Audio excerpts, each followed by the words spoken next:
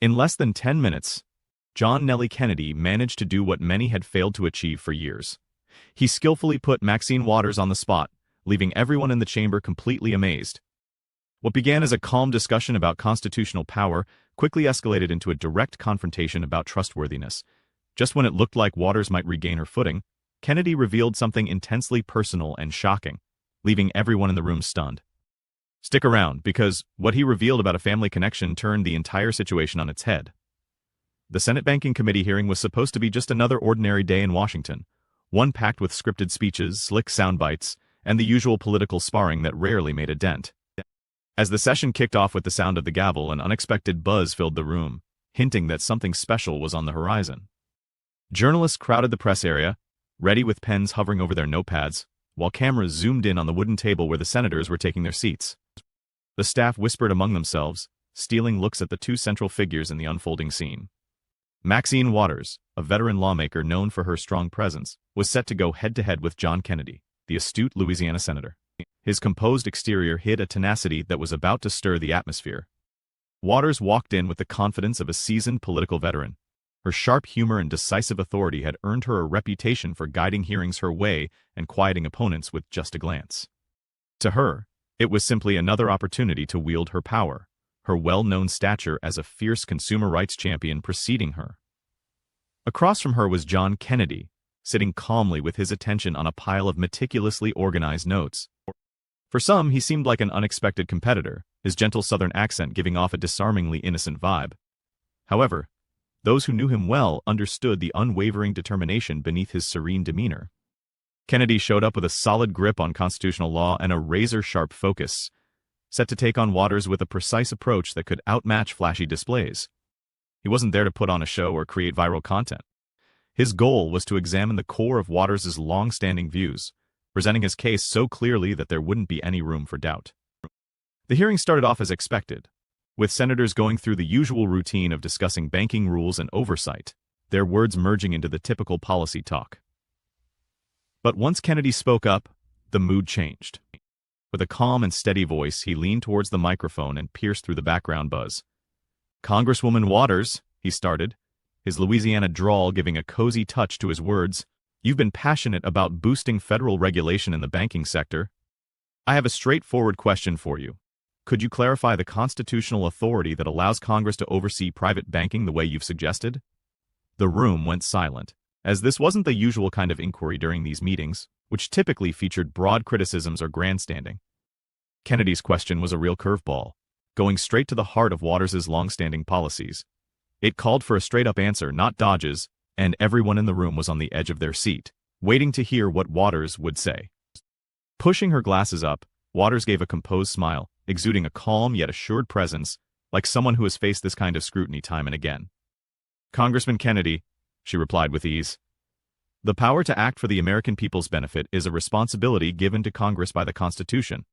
It's our responsibility to make sure our finances remain stable, safeguard consumers, and stop any risky behaviors that could harm our economy," she said calmly. Kennedy nodded slowly, his reaction unreadable, as if he had expected her response. He pushed a piece of paper towards her and tapped it with his pen. "I get where you're coming from, Congresswoman, but I'm interested in the exact constitutional basis for what you're saying. You know the 10th Amendment limits federal powers to those clearly stated. Since managing state-chartered banks isn't explicitly mentioned in the Constitution, don't you agree that your ideas rely more on implied powers than on direct authority?" The audience buzzed with whispers. Journalists hastily jotted down notes, their gazes flickering between the two individuals. Team members shot each other worried looks, aware that the atmosphere was changing. This wasn't merely an ordinary interaction, it marked the start of a clash ready to intensify. Waters pressed her lips together, speaking in a steady yet restrained manner. "Respectfully, Congressman, implied powers are vital for governance. Without them, Congress can't function properly. Every significant law hinges on that concept." Kennedy leaned into his microphone, maintaining a calm but firm voice, his southern accent giving his words a sharpness. "That might work in reality, Congresswoman, but just because something has been done before doesn't mean it's constitutional. If we keep pushing the boundaries of implied powers without setting clear limits, where does it stop? Who makes sure we're reined in when those powers go too far?" The atmosphere in the room became heavy with tension, pressing down on everyone present. Waters adjusted her position, momentarily clutching her papers more firmly. "We owe it to the people," she emphasized, her voice growing more assertive. "And they are calling for tougher safeguards against corporate greed." Kennedy replied without hesitation, his tone calm and almost soothing, but sharp and clear. "But when safeguards become excessive and power isn't kept in check, folks end up losing more than they benefit. Isn't that the very misuse that our nation's founders warned us about in the Constitution?" The room responded softly, the scribbling of pens accentuating the moment. The cameras zoomed in, focusing on Waters' tense face and Kennedy's steady stare. For the first time, Waters appeared a bit rattled, not quiet, yet caught off guard in a manner she hadn't expected. A different senator awkwardly cleared their throat, trying to ease the tension, but it was too late. The scene had already shifted. The energy crackled with expectancy, and everyone could feel it. Kennedy leaned back a bit, keeping his eyes on Waters. "I have a few more things to ask," he said quietly, but his words held a promise that stirred excitement among the audience. Waters fiddled with her microphone, and though she smiled again, it was a bit more forced now. "Ask away, Congressman. I've got nothing to conceal." The room wasn't completely reassured. The murmurs grew louder, with reporters hastily jotting down notes, as they suspected there was more going on than met the eye. Kennedy handed another paper to the clerk, maintaining a voice that was steady yet commanding. "I need this added to the record," he said with a calm but firm tone.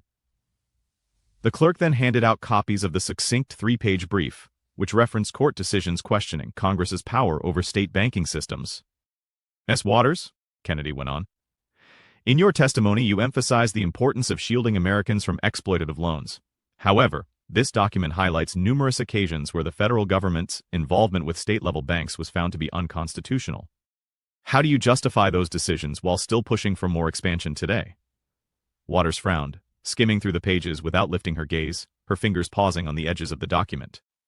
"These decisions really depend on the specific context," she answered, deliberately pacing her words to assess the situation. "They don't weaken the overall power that Congress has held onto for many years." Kennedy's reply was confident, clearly showing his in-depth preparation. "But context is important, Congresswoman. If past court decisions have deemed federal overreaches too much, doesn't that set a standard? Don't you think we as lawmakers should tread carefully before crossing those lines again?" The audience murmured, their whispers swelling like a growing wave. Journalists agreed, jotting down the increasing fervor of the discussion. Waters glanced up, her voice taking on a keener edge, her gaze narrowing. "Congressman Kennedy, you're cherry-picking cases to fit your story. The American people need protection from harmful individuals, not a constitutional theory lesson." Kennedy stayed calm, his face peaceful yet determined. "With all due respect, Congresswoman, this is not just theoretical. It's about holding ourselves accountable.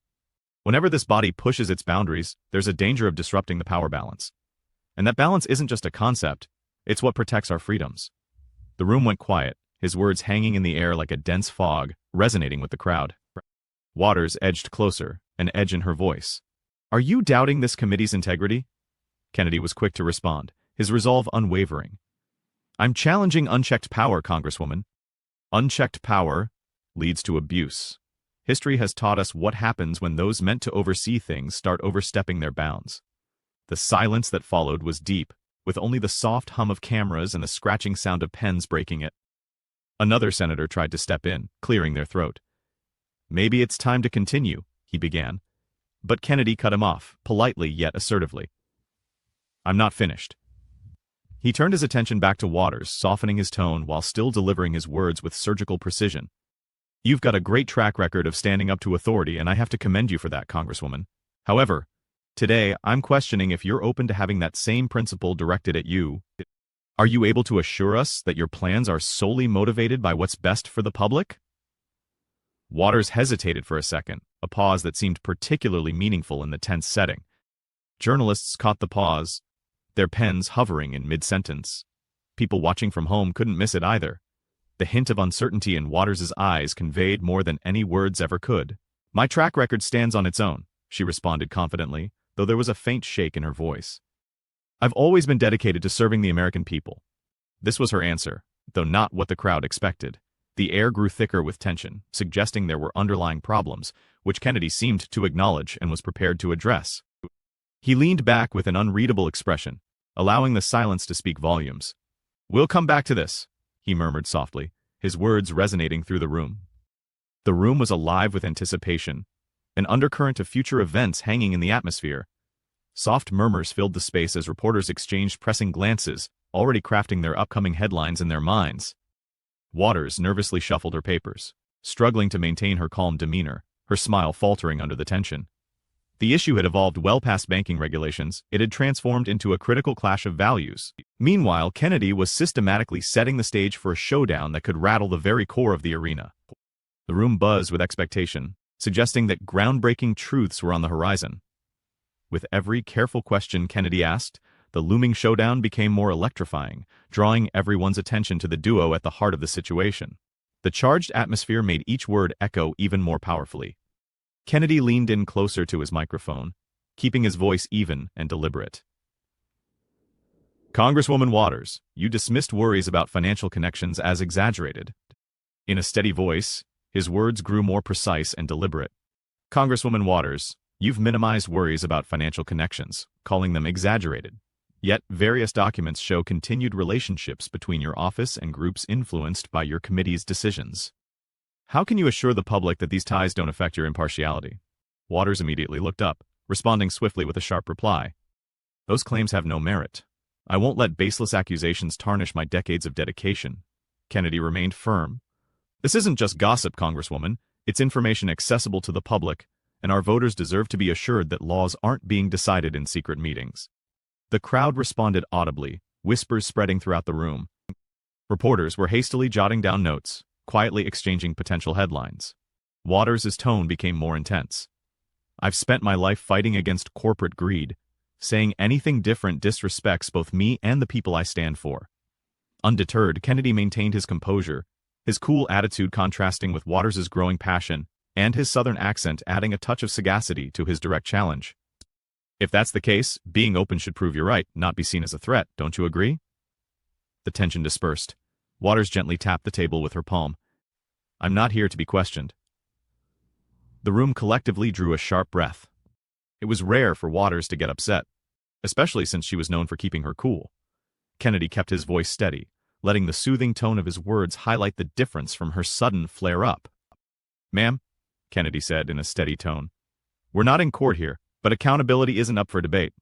Just as we expect it from financial institutions and big companies, we need to apply the same principles to ourselves.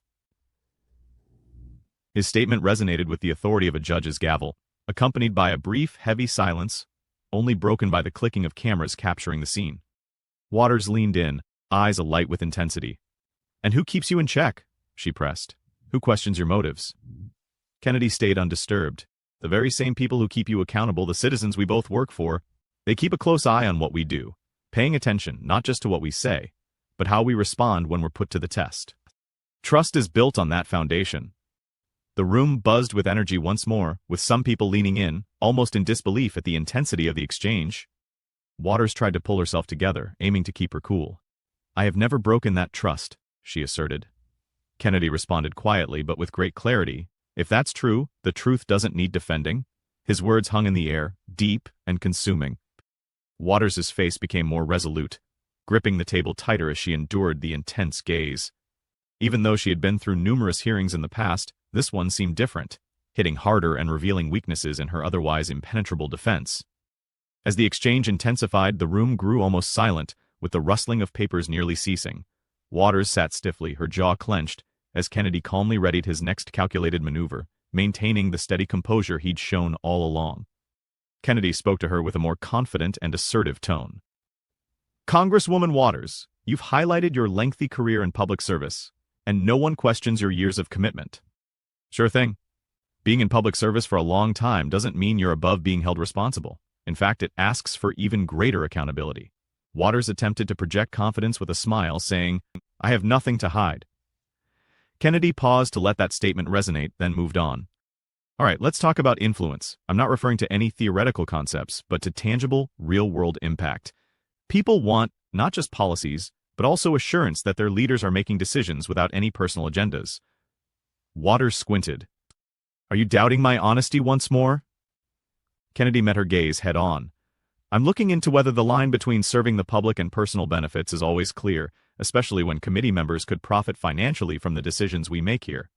His words lingered in the air, striking harder than anything said before, causing reporters to edge forward with interest. A senator on the panel arched an eyebrow, and even the clerk looked up from his note-taking. Waters' steady smile wavered a bit. "I refuse to respond to unfounded claims," he said. Kennedy leaned forward just a touch, his voice steady. "There's nothing unclear about this. It's crystal clear. People have the right to know if personal connections are influencing policymaking. This isn't about pointing fingers, it's about being open and honest." As the murmurs rippled through the chamber, those watching from home could see Waters tense up, clutching her papers more firmly.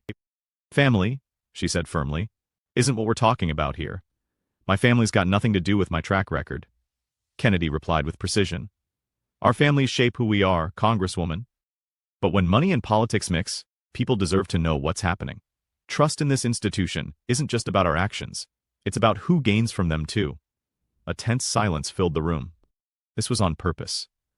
They were hinting at something important, something that hadn't been said outright but was definitely there. With a tight voice, Waters eventually spoke up. "You're walking a fine line towards slander." Kennedy held her gaze steadily. "Facts can't be slanderous, Congresswoman. Truth has a way of coming out, whether we like it or not." The room buzzed with murmurs, a wave of sound spreading throughout. Some people leaned forward, intrigued by the conversation. Others were taken aback by the boldness of it all. The two rivals stayed engaged in a wordless standoff, their gazes locked across the shiny table like duelists armed with swords. Kennedy was the first to interrupt the quiet, speaking in a softer yet intentional tone. "We'll come back to this since the audience deserves an answer, not from me, but from you." He leaned back, giving his words a chance to hang in the air like a storm that's about to break. Kennedy addressed the microphone again, his tone steady but more pointed. "Congresswoman Waters, you seem to dismiss my previous question about family ties. Meanwhile, countless Americans deal with work scrutiny over conflicts of interest that are minor, compared to what happens in public office. Why should our rules be tougher than theirs?" Waters asked, firmly organizing her papers with a tight smile. "I've dedicated my life to serving the public, and that makes a big difference. Saying my family is like squabbling businesses isn't fair or accurate," Kennedy said, tilting his head a bit while staying composed. "Real dedication isn't measured by the amount of time spent, but by the honesty behind it. Dodging questions about influences just increases public suspicion. Shouldn't the audience have truth instead of being brushed off?" The chamber buzzed with whispers as cameras zeroed in on Waters, noticing the subtle quiver in her jaw as she readied her reply. "This is a pointless diversion," she retorted, her voice full of intensity. "We're here to discuss banking regulations, not my private matters." Kennedy's reply was softer, which only made it more impactful. "Still, Congresswoman, banking rules touch countless lives. If those rules are influenced by personal ties, family connections, or anything similar, it matters to all of us." The atmosphere in the room changed as journalists eagerly captured the gravity of the moment. Waters' composure was slipping even more. "I won't let you drag my family into this," she stated firmly, her hand making a soft thud as it hit the table. Kennedy held her ground. "I didn't drag them into this, the evidence did. These links are real. The real question is if you'll face them or keep dodging." The audience reacted with audible gasps as some senators on the panel leaned in, looking both worried and impressed by Kennedy's unwavering stance. Waters shook her head, her tone sharp. "You're going too far, Congressman, way out of line." Kennedy held his ground. "The boundaries are set by the Constitution, ethics, and the public's trust. If upholding that trust means overstepping, maybe it's time we rethink those limits." The murmur in the chamber intensified, with voices blending in quiet discussions and reporters quickly jotting down notes. Leaning back, Waters exhaled sharply, her voice revealing the strain. "I'm not saying anything more about this." Kennedy waited quietly, letting the tension linger. "The truth will come out eventually, whether you share it now or whether the evidence does it later." These words hung heavy in the air, and for the first time, Waters looked away, hinting at the start of her unraveling in front of the watchful crowd. The air in the room became stifling, like a heavy weight pressing down on everyone inside. Reporters were frozen, their pens paused above their notepads. The tension was palpable, creating an almost suffocating presence that loomed over each person present. Journalists, worried that even the noise of their writing might shatter the silence, hesitated with pens hovering above the paper. Kennedy leaned forward, his voice breaking through the stillness. "Congresswoman Waters, you've often said your family doesn't sway your decisions, but the facts tell a different story. It looks like your daughter's consulting firm landed some lucrative deals with groups that gained from the laws you helped pass in this committee." The crowd reacted with gasps. Journalists leaned forward once more, scribbling frantically and capturing every second on camera. Kennedy's statement cut through the atmosphere sharply. Waters slapped the table with her palm. "That's a shocking lie." Kennedy kept his calm demeanor as he pushed on. "These agreements are recorded, and the transactions can be tracked. This isn't just gossip, it's the truth. The American people have a right to know if their trust has been traded away for someone's own benefit." The room exploded into a noisy mix of murmurs, outbursts, and the constant banging of the gavel as the committee chair attempted to restore order. Waters' face turned red with anger as she hurriedly exclaimed, "This is just an attack on my family, a downright smear campaign." Meanwhile, Kennedy stayed collected despite the chaos. "No, Congresswoman, this is about holding people accountable. Just because you're related to a public official doesn't mean you're off limits from being examined, especially when your financial dealings might influence public policy. Genuine integrity calls for openness, even if it's awkward." The crowd was buzzing with energy. Some were left silent, others engaged in hushed discussions, and phones lit up with notifications. Waters struggled to keep her voice steady as she attempted to counter. "I refuse to dignify baseless accusations here." Kennedy, however, maintained his composure, speaking with a steady confidence. "Then speak to the public, as the truth is already out there. No amount of denial can undo it once it's unveiled." The room erupted in noise. The judge banged the gavel over and over, but it couldn't compete with the noise that filled the room. Journalists were yelling out questions, staff members were whispering in shock, and the audience was gasping at the scene playing out before them. Waters sat stiffly, jaw tight and eyes fixed on the table in front of her. The authority she had brought into the room was gone, replaced by a quietness that spoke louder than any comeback ever could. Kennedy remained calm and collected, showing no signs of wavering, while his face revealed nothing. He'd made his point, and the ripple effect was felt all around. Once the noise settled, he addressed the room again, his speech deliberate, his resolve unshaken. Being in public service isn't about having power, it's about gaining trust. Once that trust is shattered, no amount of denial can fix it. People expect more from us. After saying that, he leaned back, leaving everyone stunned. The outcome was decided, and everything was out in the open. Outside those walls, a nationwide discussion was already underway about what it all meant. Maxine Waters' reputation took a significant hit. But John Kennedy, calm and methodical to the last moment, made sure the truth wouldn't be overlooked. What started as a simple policy chat turned into a deep dive into ethics. Kennedy's firm insistence on honesty emphasized just how vital public trust in government really is. During the Senate Banking Committee's meeting, the atmosphere was charged with tension, and each statement felt significant. Louisiana Senator John Kennedy stayed poised, showcasing a serene exterior that contrasted sharply with the intense scrutiny he was leading. Facing him, Maxine Waters gripped her papers tightly, her jaw clenched, and her once assured demeanor tinged with a hint of defensiveness. The room was alive with murmurs, journalists scribbling down details rapidly, and cameras catching every nuanced look. Kennedy's questioning had transformed the hearing from a standard policy discussion into a non-stop quest for accountability. As he leaned toward the microphone, everyone in the room prepared themselves for what he was about to say next. His voice, calm and carrying a southern twang, held a commanding presence, silencing even the faintest whispers. "Congresswoman Waters," he began methodically, "you've dismissed worries about financial connections as trivial, but the public records tell another story. Could you explain why significant amounts of money have been sent to your daughter's consulting firm by organizations overseen by your committee?" The audience reacted as if they'd just been hit with a jolt of electricity. The question landed with undeniable force and certainty. Reporters leaned in, scribbling furiously, as staff shot each other astonished looks. Waters' eyes briefly widened before narrowing, her voice escalating in indignation. "That's an outrageous claim, Congressman. You're bringing my family into this to tarnish my reputation." Kennedy stayed composed, his manner calm yet resolute. "These aren't claims, Congresswoman. They're simply the truth. Official documents indicate that your daughter's company received contracts from banks affected by the laws you've supported. The public has a right to know if these connections influence your choices." The tension in the room grew as everyone started to feel the charged atmosphere. Waters gently tapped the table, the sound cutting through the chatter. "This is an unfounded attack on my family. My life's work has been about serving the public, not lining my own pockets." Kennedy leaned into the microphone, speaking in a calm, almost gentle tone, yet with sharp clarity. "If you're truly committed to the public good, Congresswoman, embracing transparency can be your strongest asset. If your associations are beyond reproach, Why not discuss them openly?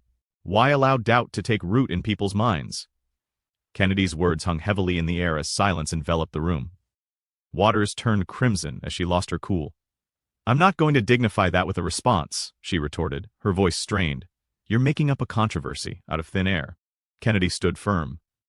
"The real issue isn't the question itself, Congresswoman, but the lack of response. There's solid proof of the contracts and transactions. These are indisputable facts, not just speculation, and the public has a right to know." The crowd buzzed with growing excitement once more. Cameras focused in on Waters as she clenched her papers more tightly, her eyes briefly glancing sideways.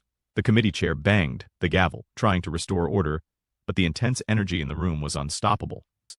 Kennedy handed another document to the clerk, keeping his voice steady but firm. "I'd like to add this to the record," he stated, looking directly at Waters. The clerk handed out copies of a detailed report that laid out various financial dealings between the consulting company and big banks that the committee oversees. "Congresswoman," Kennedy continued, "these documents show that your daughter's firm received payments after you backed legislation favoring those banks. Can you guarantee the committee and the public that these were independent decisions?" Waters shot back, sounding both firm and defensive. "That's a twisted take. My family has nothing to do with my work in Congress. This is slanderous." Kennedy remained calm, keeping his tone steady. "Let's keep things honest, Congresswoman. The truth comes out on its own. When private financial interests mix with public policy, the public has every right to ask whose interests are really being served." The room became even more lively. Journalists were busy jotting down possible headlines and chatting about the big news breaking. Waters leaned in, her voice sharp with frustration. "Throughout my career, I've been committed to defending those in need, not big banks. Saying anything different is an insult to everything I've stood for," Waters said with a fiery edge in her voice. Kennedy tilted his head a bit, his gaze steady and inquisitive. "Then show it through transparency, Congresswoman. If you're sincere in your actions, openness will prove it. But dodging questions only fuels skepticism." The entire room let out a collective gasp, the tension now thick enough to cut with a knife, as if the walls were closing in. Another senator stepped in, his voice hesitant. "Maybe we should get back to the agenda," he proposed cautiously. But Kennedy gestured with a polite yet unwavering hand. "I'm not done yet." Facing Waters again, his tone mellowed but still carried a sharp undertone. "Congresswoman, everyone knows you're a champion for justice. That's a given. But true justice means we all need to be held accountable, not just the banks or big companies. If we're the ones setting the standard, we need to live up to it and even aim higher." Waters' eyes were fierce, and her tone was cutting. "You're seriously talking to me about accountability? I've been serving this country way before your time here," Kennedy retorted instantly, his voice firm. "Congresswoman, it's not about how long you've been in service. It's measured by one's integrity. Integrity involves addressing difficult questions head-on, not avoiding them." Silence fell again as Kennedy's words took hold. Reporters glanced at each other, their devices buzzing as they updated their stories. Waters shuffled her papers, her hands shaking a bit and her composure clearly tested. "I've got nothing to hide," she said, but the confidence in her voice wasn't quite there. Kennedy sat back, his expression giving nothing away, and let the quiet emphasize the situation. "Let's make sure that truth is noted," he murmured gently, "because people are not just listening to your words, they're also judging how you respond. And that's the crucial point where trust is gained or lost." The room was alive again, filled with hushed conversations and the sounds of cameras clicking. Waters remained still, her eyes fixed on the table, her silence speaking volumes. Kennedy had hit hard with his solid reasoning, putting truth before theatrics, which left a strong impression on everyone in the room. The scene was ready for the ultimate revelation, and the audience knew it wouldn't be long before the whole truth was revealed. The Senate Banking Committee hearing had reached its climax, with the room buzzing like a pressure cooker where even the smallest whisper or glance seemed loaded with meaning. The air was thick with tension as John Kennedy steadied himself, his steady gaze fixed on Maxine Waters from across the table. Sitting calmly, his steady eyes fixed on Maxine Waters from the other side of the polished table, he had just dropped a bombshell. The room still buzzed with the shocking news about the lucrative deals involving Waters' daughter's consulting firm and the banks overseen by her committee. Reporters were caught off guard, poised with their pens while cameras captured the brief, tense moment, following gasps and quiet whispers. Waters, firmly gripping her papers and determined to regain the commanding presence she initially had, braced herself. The committee chair kept banging the gavel, trying to restore order, but the crowd's restless energy was overwhelming. Unbothered, Kennedy leaned toward the microphone, speaking with a calm and firm voice that carried an undeniable sense of truth. He turned to Congresswoman Waters, his gentle Louisiana drawl softening his words, and remarked, "You assert that your family doesn't sway your choices, yet the documents indicate clear financial ties. The American people have a right to transparency. How can they be sure that your guidance is in their best interest, and not just favoring those who profit from your position?" Waters' cheeks reddened, her voice turning harsh and tense. "This is an attack, Congressman. A blatant effort to smear me and my family." Her words rushed out but didn't carry the same strength as before, showing a crack in her defenses. Kennedy stayed composed, his tone steady. "This isn't a personal assault, Congresswoman. It's about being responsible. When the public's trust is at stake, none of us, including you and me, are exempt from scrutiny. If these connections are harmless, let clarity prove it." The room went quiet, his words landing heavily. Reporters scribbled furiously as their stories formed, while staffers shot surprised looks at each other. With a mix of anger and passion, Waters leaned in. "For decades, I've been committed to this country and fighting for the underdog. I won't stand by and watch you twist my legacy into something it's not," Kennedy replied in a calm and thoughtful manner. But it was sharp, too. "A legacy holds up as long as it's rooted in truth. If that truth is firm, it shouldn't be shaken by any challenge. Yet, if it's not, pretending it doesn't exist won't hide it." The room came alive with murmurs, growing louder as everyone took in the significance of what was happening. The chair tapped the gavel again, his voice tinged with urgency as he called for calm. "Let's get back to our planned topics." However, Kennedy raised his hand politely yet firmly. "With all due respect, Mr. Chairman, this is the topic we need to focus on. The core of our committee's duty is to maintain public trust. Without it, why are we even here?" His words cut through the noise, and the room fell silent. Waters shuffled her papers, her hands a bit shaky as she avoided making eye contact with Kennedy's unwavering gaze. "I don't have anything else to add," she mumbled, her voice almost a whisper. Kennedy reclined in his chair, his face showing no hint of emotion, letting the quiet moments stretch. "Then let's rely on the record," he said gently. "Everyone here and those watching from home will make up their minds about this. Their judgment will be based on more than just our statements. It'll also rest on how willing we are to face the facts head on." Once again, the chamber buzzed with murmurs and surprised reactions rippling through the audience. Cameras homed in, recording Waters' steadfast posture and Kennedy's serene resolve. Reporters' phones buzzed with updates, the story quickly spreading beyond the chamber's confines. Waters sat stiffly, her silence speaking louder than any counter-argument, her previously unshakable demeanor now faltering. Meanwhile, Kennedy stayed collected, his southern grace and steady reasoning turning the hearing into a pivotal event. He addressed the room one last time, choosing his words carefully so that they echoed with clarity. "Serving the public isn't about seeking power or status, it's about earning trust. When that trust is broken, whether by doing something or by failing to act, it shakes the foundation of everything we strive to achieve. Folks need leaders who don't just talk about being accountable but live it every day, no matter how tough the truth might be." The room fell silent as Kennedy's words sank in, carrying the weight of a serious promise. He emphasized that honesty is at the heart of public service, and it doesn't matter how long someone has been around or how respected they are, they're not above it. His call for openness wasn't just directed at Waters, it was a call to action for all public figures to aim for better standards. When the gavel signaled the end, reporters hurried to piece together their stories, and people started discussing what it all meant. Waters calmly collected her papers, while Kennedy, relaxed and steady, organized his, knowing he was done for now. But the ripple effects were just kicking off. Outside the chamber, the entire country wrestled with the news, as discussions about trust and responsibility stretched well beyond the limits of Washington. The takeaways lingered long after the hearing wrapped up. Kennedy's steadfast commitment to honesty was a reminder to senators, journalists, and the general public that democracy flourishes when leaders stay open to examination and put the public's trust ahead of their own ambitions. It urged Americans to push for openness every day, not just in moments of turmoil. The hearing uncovered more than just one issue. It showcased how delicate public trust is and the responsibility leaders have to protect it. When the country took a moment to think, it became crystal clear. Integrity isn't just a noble quality, it's the essential bedrock of a government dedicated to its citizens.